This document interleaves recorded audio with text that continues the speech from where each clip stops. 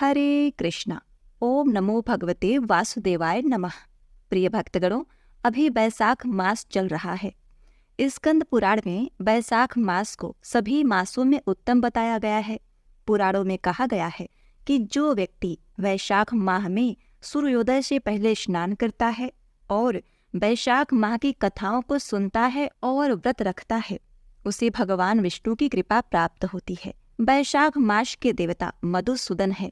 मान्यता है कि पुराने समय में महिरथ नामक राजा ने केवल वैशाख स्नान करने से ही बैकुंठ धाम प्राप्त किया था। प्रिय भक्तों, विशेषकर इस माह में श्री कृष्ण भगवान, तुलसी जी, श्री शालिग्राम भगवान, श्री गणेश जी और आक पीपल बड़ की पूजा करने का बड़ा भारी महत्व होता है।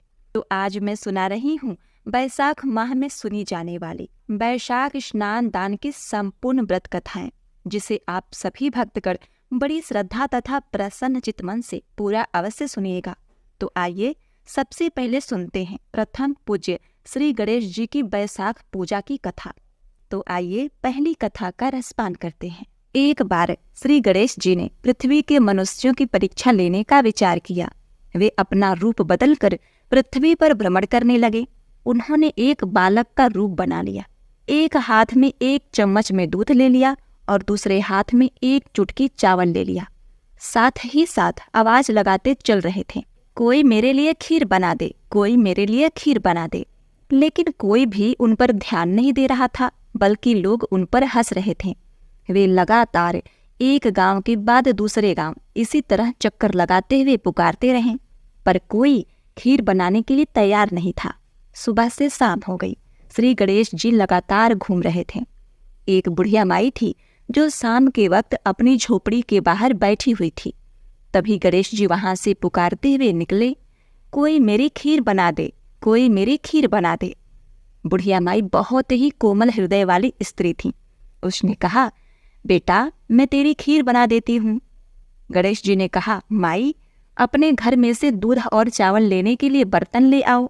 बुढ़िया माई एक कटोरी लेकर जब झोपड़ी से बाहर आई तो गणेश जी ने कहा, अपने घर का सबसे बड़ा बर्तन लेकर आओ। बुढ़िया माई को थोड़ी झुझलाहट हुई, पर उन्होंने कहा, चलो बच्चे का मन रख लेती हूँ। और अंदर जाकर वह अपने घर से सबसे बड़ा पतीला लेकर बाहर आई।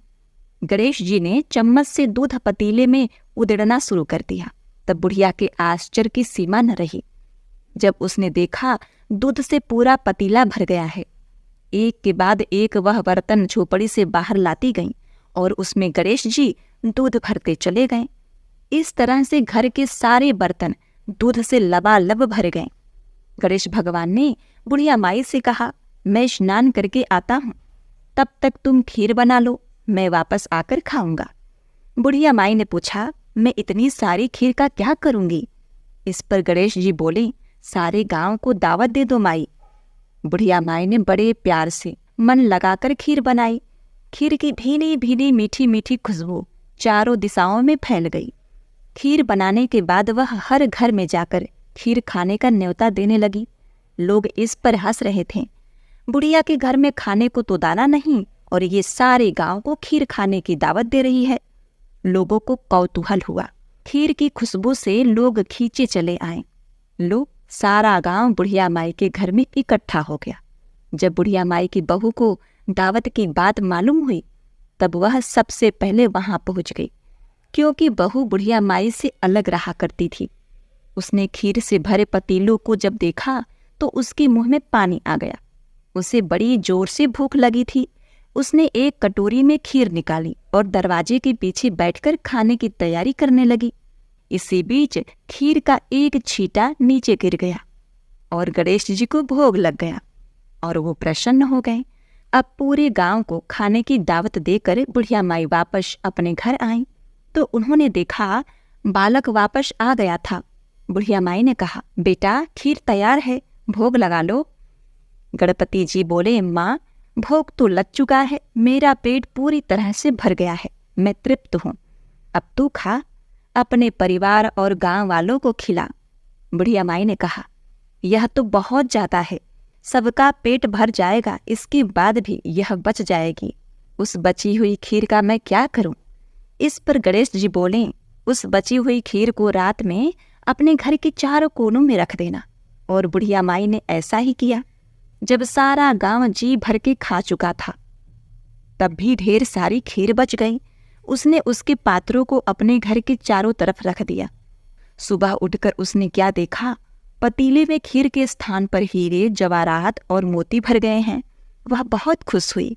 उसकी सारी दरिद्रता दूर हो गई और वह आराम से रहने लगी। उसने गणपति जी का एक भव्य मंदिर बनवाया और साथ में एक बड़ा सा तालाब भी खुदवाया। इस तरह उसका नाम दूर दूर तक प्रसिद्ध हो गया।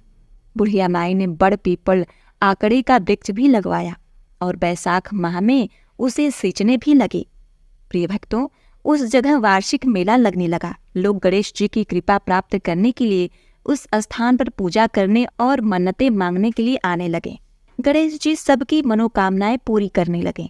प्रिय भक्तों, इस प्रथम कहानी के माध्यम से मैं आज यही शुभकामनाएं दे रही हूँ कि इस कथा कहानी को कहते सुनते और हुकारा भरते जैसी कृपा गणेश भगवान ने बुढ़िया माई पर की, वैसी कृपा हम सब पर करना। बोलिए गणपति भगवान की जय। प्रिय भक्तों, अब आइए इस बैसाख माह कथा को पवित्र बनाने वाली तुलसी माता की कथा का रसपान करते हैं। इससे भक्तों को धन, वैभव और योग्य वर की प्राप्ति होती है। तुलसी माता की कथा के अनुसार एक कन्या थी। वह जब थोड़ी बड़ी हुई और उसको समझ आने लगी, तब से ही वह तुलसी माता जी की पूजा करने लगी। उसके प्रतिदिन का नियम था कि तुलसी माता जी का पूजन करने के बाद ही खाना खाती थी। वह कन्या विवाह के लायक हुई तब उसके पिताजी ने उसका विवाह करवा दिया। कन्या को उसके माता पिता ने दहेज में एक तुलसी का गमला दिया। ससुराल में वह प्रतिदिन सवेरे उठते ही पूजा करती, फिर उसके बाद ही खाना खाने बैठ जाती थी। उसकी 2 जेठानियां थीं। वो दोनों उसका मजाक उड़ाती थीं कि बड़ी नियम धर्म वाली बनती है। उन दोनों को उससे बहुत ईर्ष्या होती थी, इसलिए वो दोनों तुलसी जी का गमला छुपा देती हैं। वह कन्या बड़ी मुश्किल से गमला ढूंढकर लाती, अच्छे से पूजा करती और फिर खाना खाती। वह गमला ढूंढकर लाती तो एक दिन तो उसकी जेठानियों ने क्या करा कि गमला ही दूर फेंक दिया। कन्या ने खूब ढूंढा पर उसे गमला नहीं मिला। वह बहुत ही परेशान हो गई। उस दिन तो उसने खाना भी नहीं खाया। उसका नियम जो था, उस कन्या की सच्ची भक्ति देखकर तुलसी माता उससे बहुत प्रसन्न हो गई और उसके कमरे में तुलसी माता का गमला प्रकट हो गया। अगले दिन सुबह जब वह उठी तो क्या देखती है कि उसकी खाट के चारों कोनों पर तुलसी माता का गमला आ गया है। यह देखकर वो बहुत प्रसन्न हो गई कि अब मेरी तुलसी माता को कोई चुरा नहीं सकेगा।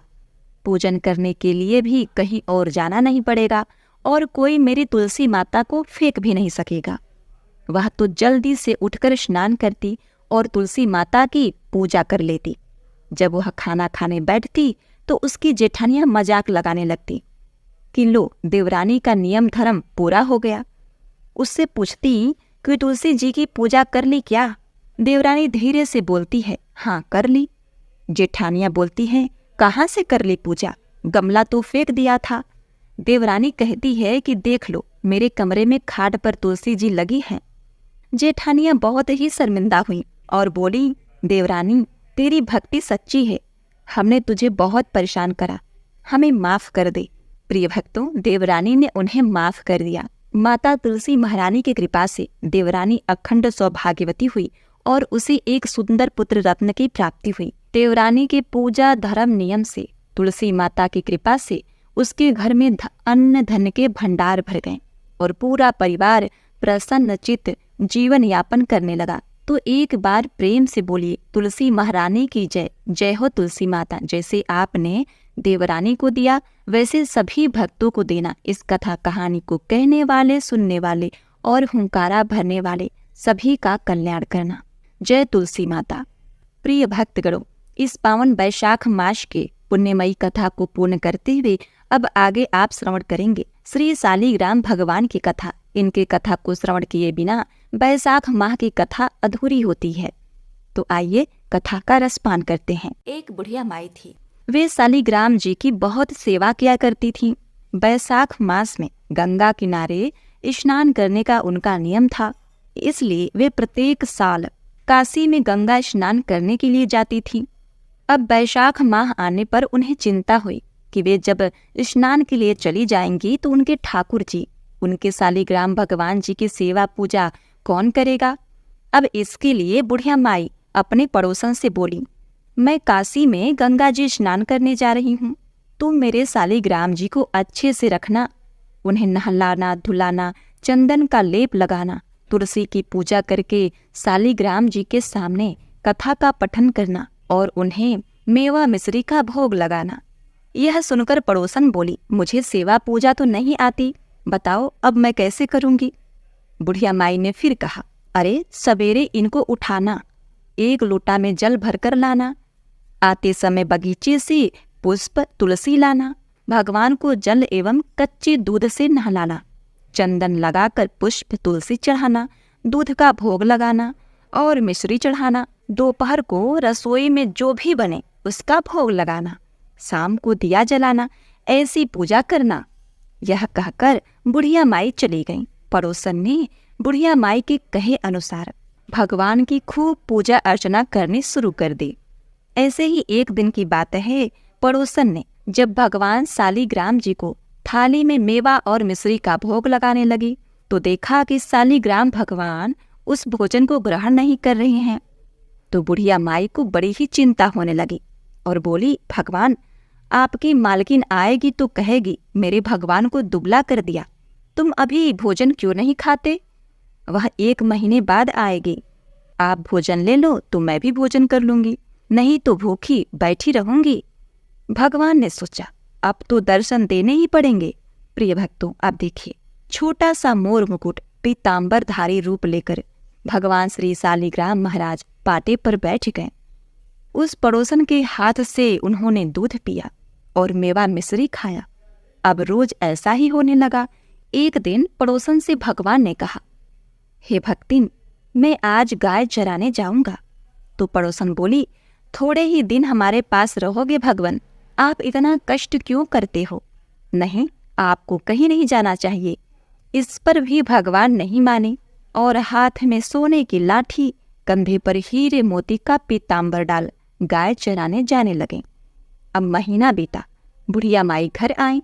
स्नान ध्यान से निपटकर वे अपने पड़ोसन के घर आती हैं और अपने शालिग्राम भगवान जी को पड़ोसन से मांगती हैं। कहती हैं कि मैं शालिग्राम जी को लेने आई हूँ। पड़ोसन ने कहा, शालिग्राम भगवान अभी यहाँ नहीं है, तुम शाम को आना, वे शाम को आएंगे तब अपने घर ले जाना। बुढ़िया माई शालिग्राम जी के लिए जिद करने लगी और झगड़ा हो गया। लोग इकट्ठा हो गए। पड़ोसन बोली, बुढ़िया को समझाओ, जैसे 1 महीना निकाला वैसे शाम तक इंतजार कर ले। अब बुढ़िया माई धरने पर बैठ गई। अब शाम को भगवान जी श्री शालिग्राम भगवान वापस आ गए और गायें गौशाला में छोड़कर भगवान मंदिर में विराजमान हो गए।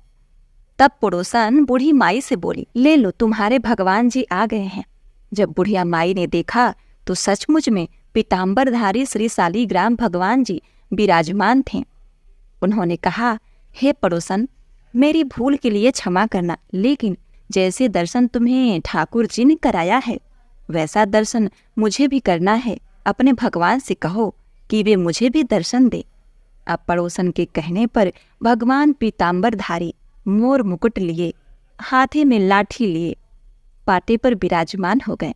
बुढ़िया उनके दर्शन करके निहाल हो गई और उसका बुढ़ापा धन्य हो गया। प्रिय भक्तों, भगवान अपने भोले भक्त को दर्शन अवश्य देते हैं। जरूरत है तो मन में सच्ची श्रद्धा के साथ उनकी सेवा करने की, उनकी पूजा करने की। इसलिए भगवान की पूजा करते समय किसी प्रकार का छल कपट नहीं रखना चाहिए। उनकी कथाओं को बड़े ही प्रेम से श्रवण करना चाहिए। तो बोलिए, श्री शालिग्राम भगवान की जय, ठाकुर जी महाराज की जय। जय हो राधा रानी। प्रिय भक्तगणों, अब आइए सुनते हैं अन्न धन का भंडार भरने वाली बंदरिया की वैशाख स्नान की कथा। इसके पश्चात आप श्रवण करेंगे बड़ पीपल आंकड़ा सींचने की कथा। तो आपसे विनती है कि कथा को पूरा अवश्य सुनिएगा। एक राजा था। वह वैशाख माह में प्रतिदिन ब्रह्म मुहूर्त में उठकर गंगा जी में स्नान करता था। राजा का आदेश था कि मुझसे पहले गंगा जी में कोई भी स्नान नहीं करेगा। राजा जब गंगा जी में स्नान करने जाते तो उन्हें प्रतिदिन शांत जल के स्थान पर हिलता हुआ हलचल युक्त जल दिखाई देता था। तो राजा को संदेह होता था कि निश्चित ही मुझसे पहले कोई प्रतिदिन गंगा जी में स्नान करता है। अतः राजा ने नदी के तट पर पहरेदार बिठा दिए। गंगा जी के तट पर एक वृक्ष था, उस पर एक बंदरिया रहती थी। वह प्रतिदिन राजा के स्नान करने से पूर्व स्नान करके वृक्ष पर चढ़कर बैठ जाती थी।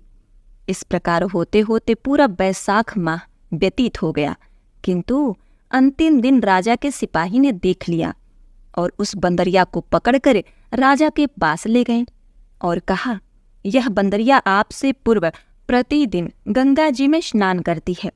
उधर राजा की प्रतिज्ञा थी कि यदि कोई भी स्त्री मुझसे पूर्व स्नान करती होगी तो मैं उससे विवाह कर लूंगा। इसलिए राजा को बंदरिया के साथ विवाह करना ही पड़ा। बैसाख माह की पुण्य से बंदरी के गर्भ ठहर गया। 9 मास पूर्ण होने पर बंदरी ने राजा से पूछा कि शिशु के जन्म के समय मुझे क्या करना चाहिए। तब राजा ने महल में एक घंटी लगवा दी और बंदरिया से कहा कि जब तुम्हें दर्द हो तो उसे बजा देना, मैं संपूर्ण प्रबंध कर दूंगा। अब देखिए, राजा की अन्य रानियां भी थी, उनकी कोई संतान नहीं थी। बंदरी को गर्व है। यह समाचार जानकर अन्य रानियां मन ही मन बंदरी से ईर्ष्या करने लगी और भावी संतान का नाश करने हेतु विभिन्न योजनाएं बनाने लगी। घंटी लगी देखकर एक रानी ने बंदरी से इसका कारण पूछा। बंदरी ने संपूर्ण वृत्तांत बता दिया। अब रानी ने कहवाया कि एक बार घंटी बजाकर तो देख ले कि राजा आते हैं या नहीं। बंदरी ने घंटी बजाई तो राजा दौड़े दौड़े महल में आए और घंटी बजने का कारण पूछा। इस पर बंदरी ने उत्तर दिया कि मैंने तो रानियों के कहने पर घंटी बजाई थी। तब रानियों ने राजा से कहा, यह तो पशु और न जाने कितनी बार घंटी बजाएगी। इस प्रकार कहकर उन्होंने घंटी को हटवा दिया। अब कुछ ही दिनों बाद बंदरी के शिशु जन्म का समय आया तो उसने अन्य रानियों से पूछा कि मैं क्या करूं। तब रानी ने कहा, तुम आंखों पर पट्टी बांधकर सो जाओ। बंदरी के बैशाख माह के स्नान के पुण्य प्रताप के रूप में एक पुत्र हुआ। शिशु के जन्म होते ही उसके रोने से पूर्व ही रानियों ने उसे एक टोकरी में रखकर दासी को दे दिया और आदेश दिया कि इसे नदी में बहाकर आओ, और उस शिशु के स्थान पर एक पत्थर रख दिया। राजा को भी कहवा दिया कि बंदरी ने एक पत्थर को जन्म दिया। राजा ने सुना तो उन्होंने भी संतोष कर लिया कि जब दूसरी रानियों के संतान नहीं है तो यह बंदरी है, इसकी क्या संतान होगी।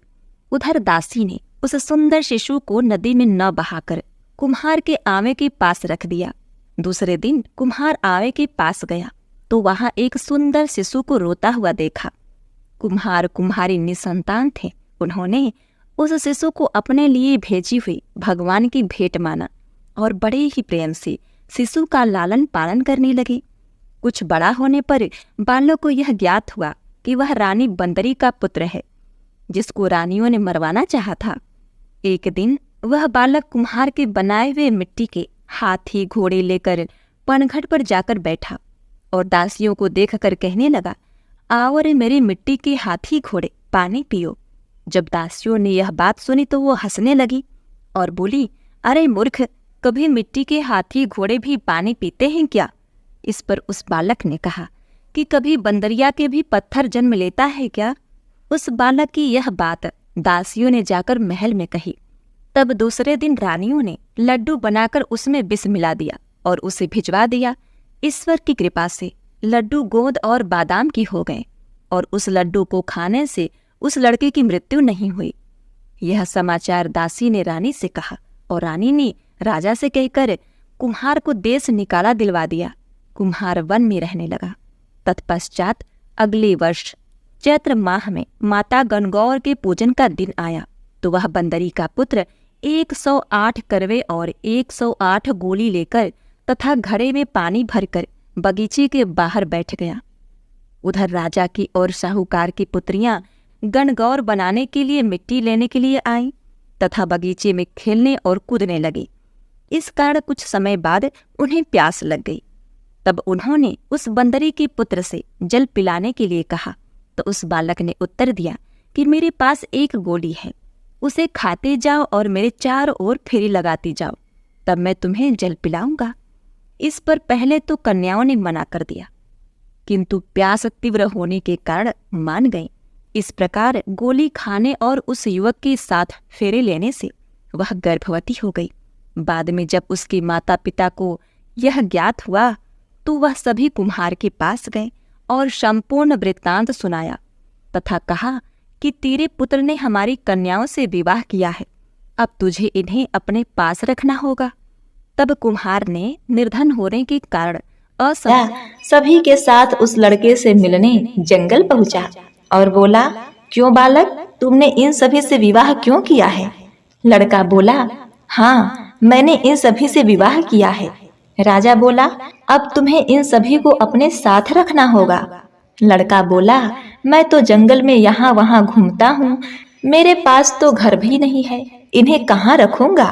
तब राजा ने लड़के से कहा कि तुम हमारे साथ हमारे नगर चलो, हम तुम्हारे लिए घर बनवा देंगे जहाँ तुम उनके साथ रह सकते हो। अब देखते ही देखते उसका सुंदर सा घर तैयार हो गया और वह अपने सभी पत्नियों के साथ रहने लगा। सभी पत्नियों को एक एक पुत्र रत्न की प्राप्ति हुई। अब लड़के ने राजा को रानियों के साथ भोजन पर आमंत्रित किया। राजा सभी रानियों के साथ उसके घर गया, परंतु बंदरिया को नहीं ले गया। तब लड़के ने पूछा, हे महाराज, आप अपनी सबसे छोटी रानी को अपने साथ क्यों नहीं लाए?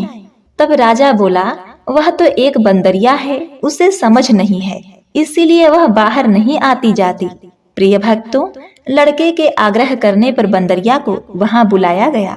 बंदरिया के आते ही लड़के ने उसके पैर छुए और उसे पूजा में बिठाया।